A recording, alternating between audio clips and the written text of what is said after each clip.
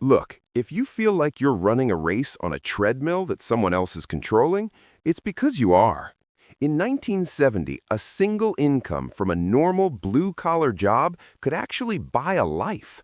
We're talking a three-bedroom house, two cars in the driveway, and putting kids through college without ending up in a debt spiral. Fast forward to 2026, and that reality is gone.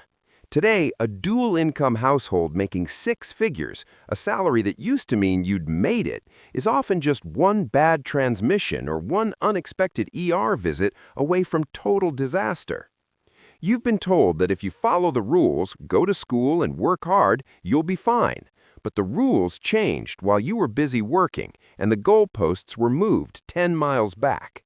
We're going to talk about the middle-class trap. This isn't just bad luck. It's a systemic machine designed to keep you in permanent survival mode. By the end of this, you won't just see the bars of the cage, you'll have the blueprint to get out. To understand why your bank account feels like a leaky bucket, we have to look at what economists call the Great Decoupling. For decades, there was a silent agreement in America. When workers became more productive, they got paid more. Prosperity was shared. But in the mid-70s, that contract was ripped up. Productivity exploded because of tech and automation, but wages just stopped. We are producing 5 times more value than our grandparents did, yet we're struggling to afford the same groceries. This isn't a glitch in the matrix. While the cost of the basics, housing, healthcare, and education has jumped by 500%, your actual purchasing power has been chewed up by inflation. But it's not just your paycheck that's the problem. It's the lifestyle creep that's been weaponized against you.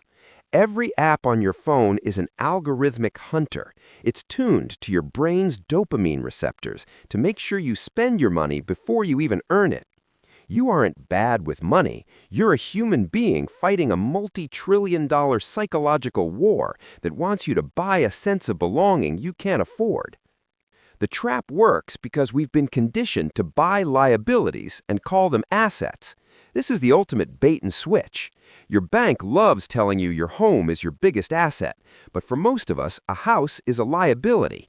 It's money leaving your pocket every single month for interest, taxes, insurance, and repairs. The system thrives when you're locked into good debt. They want you carrying student loans, car notes, and a 30-year mortgage because that debt is an anchor. It makes you predictable. It makes you compliant. You can't walk away from a job that's killing your soul when you owe the bank $4,000 a month just to keep the lights on. Here's the big secret. If you can shift from being income-focused to equity-focused, the trap starts to fail. The wealthy don't work for a paycheck. They work to own things that make more money. The middle class works for a paycheck to buy status symbols that lose half their value the second they leave the store. The first pillar of this trap is the housing hallucination. We've been sold this dream that over-leveraging yourself for a house in a good zip code is the only way to live. But in 2026, people are spending nearly 50% of their take-home pay just on a roof. That's not building equity. It's a massive wealth transfer from your pocket to the banking sector. To get out, you have to stop seeing your home as an investment and start seeing it as a cost you need to keep as low as possible. The second pillar is credential inflation. We were told a degree was a golden ticket. Now it's a $100,000 cover charge for an entry-level job that barely pays rent. We're a society that's over-schooled but under-skilled. The trap is thinking more school means more money. In today's world, specific skills and digital leverage beat a master's degree every single time. That student debt is often the very thing that keeps you from taking the risks you need to actually get ahead. Then there's the third pillar, and this one is sneaky: subscription serfdom. We're moving into an era where you don't actually own anything anymore. You rent your software, you stream your music, you even pay a monthly fee to unlock the heated seats in your car. It's micro-bleeding. $10 here, $20 there. It feels small, but it's a calculated strategy to make sure your monthly cash flow always hits zero. When you own nothing, you have no leverage. You're just a digital tenant in a corporate world. This trap isn't an accident, it's a feature. The economy needs a workforce that is just comfortable enough not to revolt, but just broke enough to never stop working.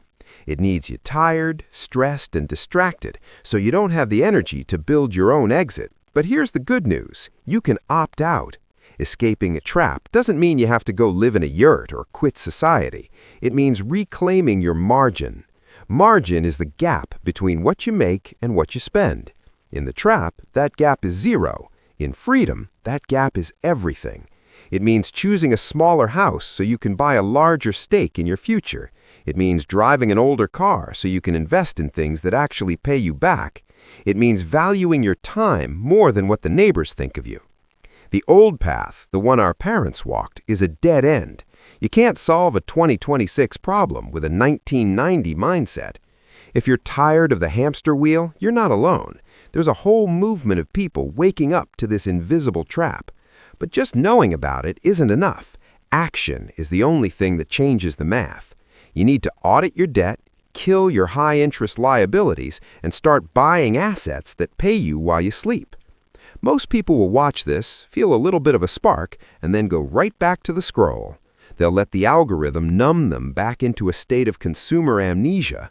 Don't be that person. If you want to break the cycle, you have to be okay with looking weird to everyone else. You have to be willing to live like no one else right now, so you can live like no one else later. Hit the subscribe button and join us. We're going to keep pulling back the curtain on these systems that are rigged against you. Your wealth is being stolen in silence every day through inflation, hidden taxes, and debt. It's time to get loud. It's time to take control. Your journey out of the trap starts the second you decide your time is worth more than their products. I'll see you in the next one.